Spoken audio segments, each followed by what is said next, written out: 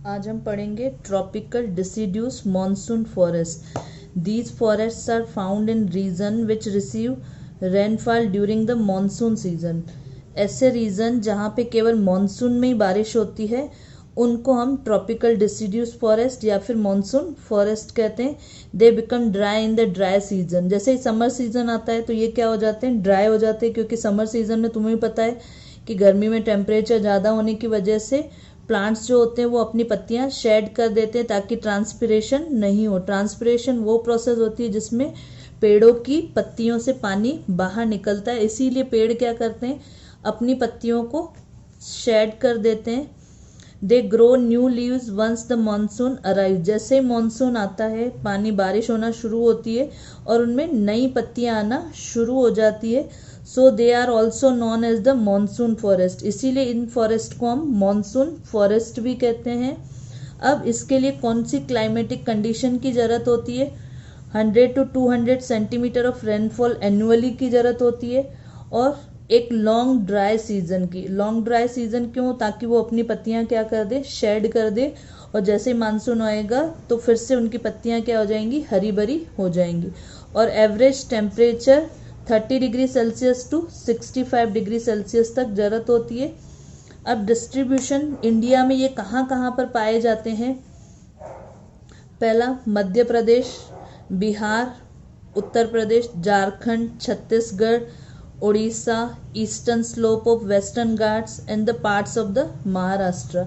यानी इंडिया में लगभग, अगर हम डेक्कन प्लेट्यू के यहाँ से सारी बात करें तो पूरे मिडिल पार्ट में, इंडिया के मिडिल पार्ट में इसी टाइप के फॉरेस्ट पाए जाते हैं।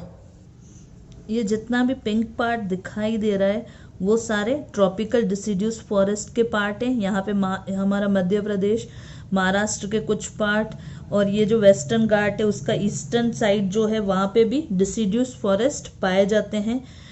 इसके बाद उड़ीसा, बिहार, वेस्ट बंगाल तो नहीं, वेस्ट बंगाल का थोड़ा सा पार्ट इसी डिसिड्यूस फॉरेस्ट में आता है, और झारखंड, छत्तीसगढ़, ये सारे एरिया में डिसिड्यूस फॉरेस्ट पाए जाते हैं। स्पेशल फीचर्स पढ़ेंगे कि इन प्लांट के स्पेशल फीचर्स कौन से होते हैं। Tree shade there leaves in the long dry season. मैंने बताया समर सीजन में ये क्या करते हैं, अपनी पत्तियों को शेड कर देते हैं, गिरा देते हैं। For 6 to 8 weeks, 6 to 8 weeks तक इनमें नई पत्तियां नहीं आती। 6 to 8 वीक्स का मतलब 2 मंथ, लगभग 2 महीनों तक इनमें पत्तियां नहीं आती है, due to lack of water, पानी की कमी के कारण। और दूसरा, ये वाटर को कंजर्व भी करते हैं, सेव करते हैं, इसी वजह से अपनी पत्तियां क्या कर देते हैं, शेड कर देते हैं। Deciduous forest are less dense compare to evergreen forest. जब हमने एवरग्रीन फॉरेस्ट पढ़ा था तो उसमें बताया था कि बहुत ज़्यादा पास पास में पेड़ होते हैं और उनमें अंडर ग्रोथ भी होती है। अंडर ग्रोथ का मतलब मैंने तुम्हें उस समय बताया था कि पेड़ों के नीचे भी छोटे छोटे पेड़ उग जाते हैं, झाड़ियाँ जिसको कहा जाता है। डिसिड्यूस फॉरेस्ट जो होते हैं वो लेस डेंस होते हैं। एवरग्रीन बहुत ज़्यादा डेंस होते हैं, बहुत घने होते हैं, और उनके नीचे अगर जाओगे उन फॉरेस्ट में, जब हम जाते हैं तो दिन में भी हमें अंधेरा ही अंधेरा दिखाई देता है, जबकि डिसिड्यूस फॉरेस्ट में इतना अंधेरा नहीं होता है क्योंकि वो लेस डेंस होते हैं, दूर दूर होते हैं थोड़े पेड़। Then they have commercially valuable hardwood trees. यानी इनकी जो ट्रीज की जो वुड होती है ना वो बहुत ज़्यादा वैल्यूबल होती है, उसी से सारा फर्नीचर वगैरह बनता है। क्योंकि एवरग्रीन फॉरेस्ट में जो प्लांट्स होते हैं उनकी वुड लेकर आना बड़ा मुश्किल होता है, इसीलिए ये जो डिसिड्यूस फॉरेस्ट के जो वुड होते हैं उनकी जो प्लांट्स की जो वुड होती है वो बहुत ज़्यादा कमर्शियली यूज़ होती है। अब इसका एक फैक्ट है, मानसून फॉरेस्ट यूज़ होती है। अब हम डिसिड्यूस फॉरेस्ट के मेन ट्रीज के बारे में पढ़ेंगे, कौन कौन से ट्री वहाँ पे उगते हैं। Teak, sal, neem, sandalwood, semal, mulberry, mango, jackfruit, jamun and bamboo.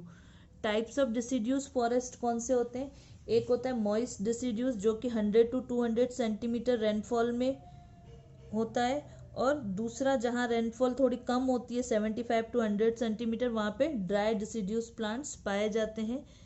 Then wild life यहाँ की कैसी होती है, lion, tiger, pig, deer, elephant, variety of birds, birds बहुत टाइप की पाई जाती है।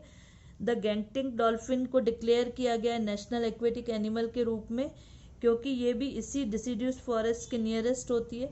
तो यहाँ पर वाइल्ड लाइफ भी बहुत अच्छी होती है, क्योंकि ये जो लगभग इंडिया का जो मैक्सिमम पार्ट है वहाँ पे ट्रॉपिकल डिसीड्यूस फॉरेस्ट ही पाए जाते हैं।